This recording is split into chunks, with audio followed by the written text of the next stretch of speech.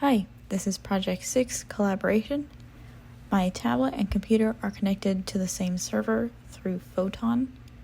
I have a Connect 4 board set up, so one player will tap on a column and spawn a token that will fall through the board.